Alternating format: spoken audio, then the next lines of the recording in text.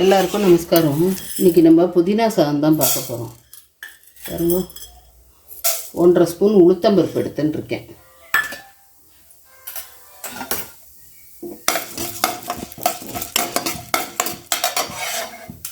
ஒரு 1.5 ஸ்பூன் கடலைப்பருப்பு,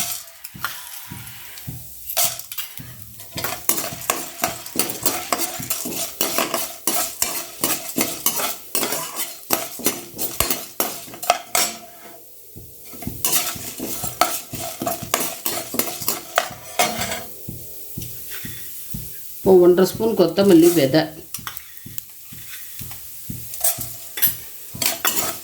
எப்போ வீடியோ போட்டாலுமே நமக்கு ரொம்ப அவசரமாக தான் இருக்குது. என்ன செய்யணும்?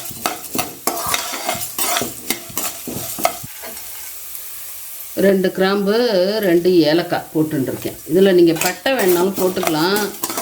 இது என் தம்பி ஒய்ஃப், அவளுடைய ரெசிபி. இது குழந்தை சாப்பிடுவா, அதனால் ஏலக்காய் கிராம்பு போட்டிருக்கேன். பட்டையும் போட்டுக்கலாமா, நீங்கள் வேணால் போட்டுக்கோங்க. நான் அதெல்லாம் போடல. இது பாருங்க, ஒரு புடி தேங்காய்,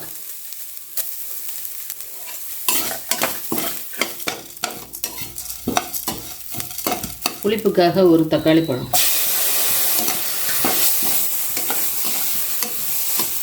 இது என் தம்பி வயசு சொல்லலை, ஆனால் மெட்ராஸில் இன்னொரு தம்பி வயசு இருக்கா, அவள் தக்காளி போட்டு பண்ணுவோம். நான் பார்த்தேன், இது ரெண்டையும் கலந்து பண்ணினா நல்லாவே இருக்குது. அதனால நான் இது ரெண்டையுமே போட்டிருக்கேன். இந்த மாதிரி பண்ணி பாருங்கோ, ரொம்ப நல்லா இருக்குது இந்த சாதம்.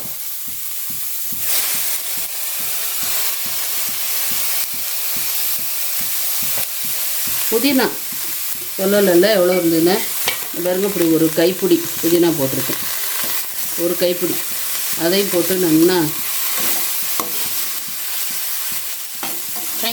உதக்கணுமா? ஆமாம்,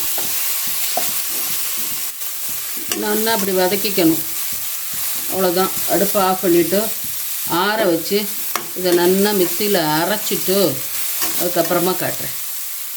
இதில் வந்து இப்போ ஒரு 3 ஸ்பூன் நல்லெண்ணெய் குத்தின்னு இருக்கோம். ஒரு 1/4 ஸ்பூன் கடுகு, உளுத்தம்பருப்பு 1 ஸ்பூன்,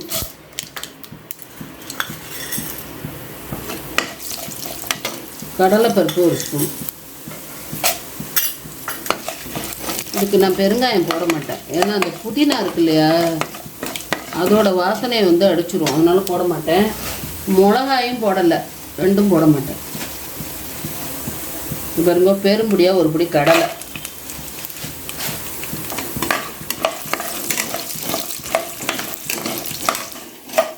பச்சை கடலை தான் போட்டு வறுத்துன்னு இருக்கேன். இப்போ பார்த்தேன்னா இந்த புதினா எதுக்கெல்லாம் நல்லதுன்னா, இதுவும் வந்து ஒரு விதமான கீரை தான். இது கீரை நம்ம எதுக்கெல்லாம் சாப்பிடுவோமோ அதுக்கெல்லாம் இந்த புதினாவை சாப்பிடலாம்.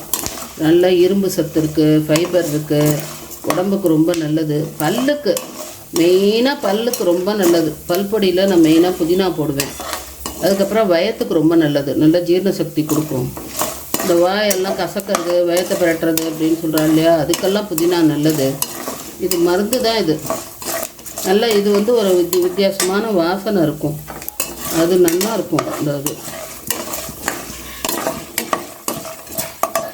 நாக்கில் ஒன்றும் சுவை தெரிய மாட்டேங்கிறது, எச்சல் ஊற மாட்டேங்கிறது, வாய் நாடுறது அப்படின்னு சொல்கிறவெல்லாமும் இதை சாப்பிட்லாம். நம்ம புதினா அதெல்லாம் வருத்தம் இல்லையா, அதெல்லாம் அரைச்சி வச்சது விழுது, அதையும் நம்ம இதில் போட்டு வதக்கிக்கிறோம். நல்லா வதக்கணும். அதில் போட்டு இதுக்கு தேவையான அளவுக்கு உப்பு, ராக் சால்ட்டு 1/2 ஸ்பூன் போட்டுக்கிறோம். அதுக்கப்புறம் சாதம் பிசைஞ்சிட்டு வேணும்னாக்கா போட்டுக்கலாம், ஏன்னா இதெல்லாம் ரொம்ப உப்பு வாங்காது. அதனால்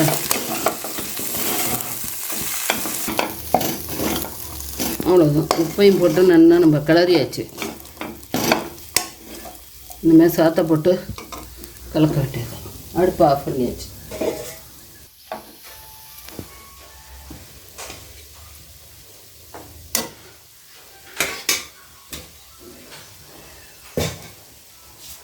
அவ்வளோதான். சாத்தை போட்டு அவ்வளோதான். இன்றைக்கி ஒரு லஞ்ச் பாக்ஸுக்கு இதை வச்சு அனுப்பலாம். குழந்தைகளுக்கு விரும்பி சாப்பிடுங்க.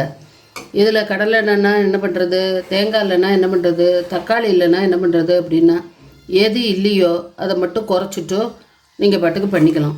ஆனால் இது எல்லாம் போடும்போது அது நல்லா டேஸ்ட்டாக இருக்கும்.